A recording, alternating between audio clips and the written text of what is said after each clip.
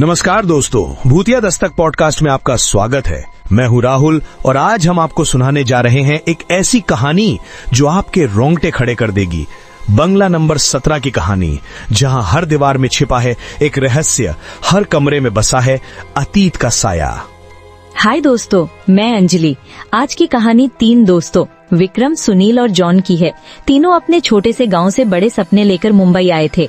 नौकरी की तलाश में वे दिन भर भटकते रहे, लेकिन हाथ कुछ नहीं लगा, न नौकरी न रहने की जगह। शाम ढलने लगी थी। थके हारे तीनों दोस्त एक बिल्डिंग के पास बैठ गए। कुछ देर बाद वहां के चौकीदार ने उन्हें देखा। उनकी दयनीय स्थिति देखकर चौकीदार को अपना पुराना समय याद आया। उसने अपने एक दोस्त से बात की जो बंगला नंबर 17 में काम करता था।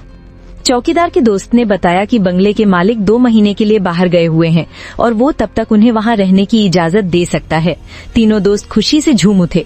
उन्हें नहीं पता था कि वो बंगला उनके जीवन का सबसे भयानक अध्याय बनने वाला था। अगली सुबह वे उस भव्य बंगले में पहुंचे।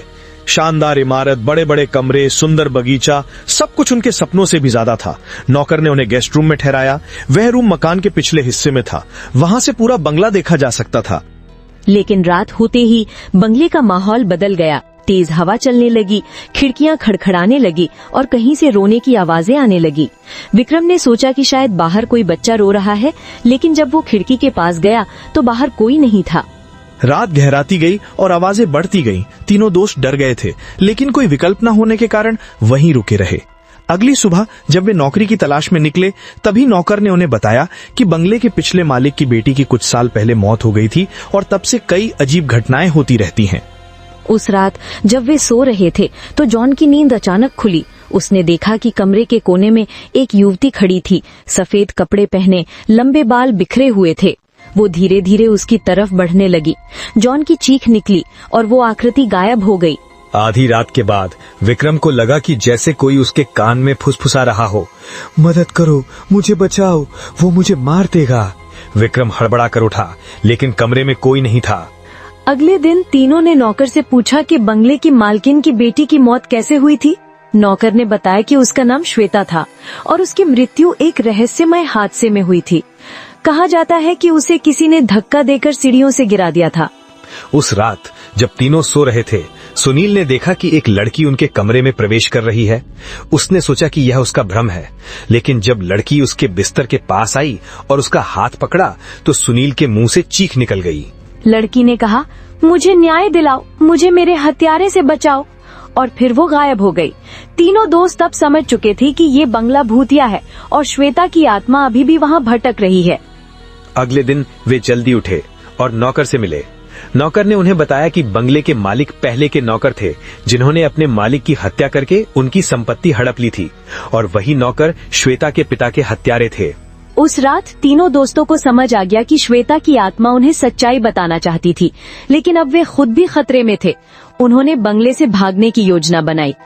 लेकिन रात होते ही बंगले के सारे दरवाजे अपने आप बंद हो गए। चारों तरफ अंधेरा छा गया। तभी नौकर अपने हाथ में चाकू लिए उनके कमरे में घुस आया।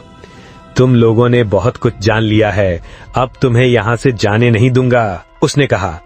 जैसे ही नौकर उन पर हमला करने वाला था, अचानक कमरे में एक तेज हवा का झोंका आया और बिजली चमकी। श्वेता की आत्मा कमरे में प्रकट हो गई। नौकर भय से चिल्ला उठा और पीछे हटने लगा। श्वेता की आत्मा ने नौकर पर हमला कर दिया। नौकर चीखता हुआ बालकनी की तरफ भागा और वहां से नीचे गिर गया, ठीक वैसे ही जैसे उसने श्वेता को गिराया था। अगले सुबह पुलिस को नौकर का शव बंगले के बाहर मिला। उसकी मृत्यु के साथ ही बंगले का रहस्य भी उजागर हो गया। पुलिस जांच में पता चला कि नौकर ने ही अपने मालिक और उनकी बेटी की हत्या की थी। तीनों दोस्तों ने पुलिस को सारी कहानी बताई। हालांकि उन्होंने भूत वाला हिस्सा छोड़ दिया। कोई भी उन्हें विश्वास नहीं करता।